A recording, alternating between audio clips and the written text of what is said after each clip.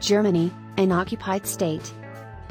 In an exclusive interview with RT on Tuesday, Russian Foreign Ministry spokeswoman Maria Zakharova said the U.S. continues to occupy Germany by any scientific standard, while America's NATO allies have surrendered all their sovereignty to Washington and aren't allowed to have a say on issues like Nord Stream 2. During German Chancellor Olaf Scholz's visit to Washington on Monday, Zakharova commented on U.S. President Joe Biden's remarks about shutting down the Nord Stream 2 pipeline, pointing out that Berlin remains under Washington's control even after the Cold War ended. Germany remains, in one way or another, an occupied state, according to a lot of relevant features. This is neither mine nor Russia's perspective, this is according to political terminology and metrics, she told RT. 30,000 American troops are stationed there. Zakharova continued, American ambassadors to Germany, who are meant to be working there to promote bilateral relations, are delivering orders to German officials. During Trump's administration, Richard Grenell, the U.S. ambassador to Berlin, was giving them directions literally every day on what to do on topics like Nord Stream 2.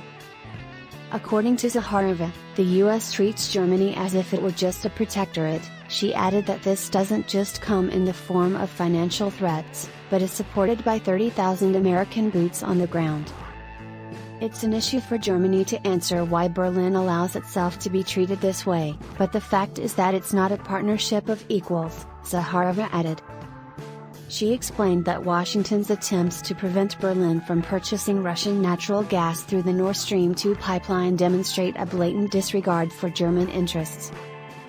Germany needs this gas not because it likes Russia or wants to please us, it's what feeds their economy, it's a resource on which their industrial development depends, it's what they need to survive, fundamentally.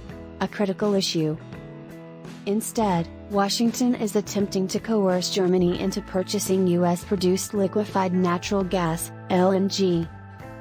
According to the Russian spokeswoman, the price of American LNG is substantially higher, so the U.S. instructed Germany to raise taxes on the people and make up the difference through subsidies. What kind of free market are you referring to? Or the free economy, or the World Trade Organization? She inquired, pointing out that this is effectively using energy as political leverage, which is exactly what the US has accused Russia of attempting to do. The rest of Europe, in Zakharova's opinion, is no better off. She cited the US administration's directive to European NATO nations to spend 2% of their GDP on defense or face sanctions. And they talk to everyone like that, Zakharova added. She claimed that Russia, China, and a few other countries refuse to be manipulated. However, if you consider the EU, the majority of them simply succumbed. For a long time, there has been no mention of any sovereign interests. Russia, on the other hand, refuses to be approached in this manner. You can order it for anyone who likes it, but we don't, Zakharova explained.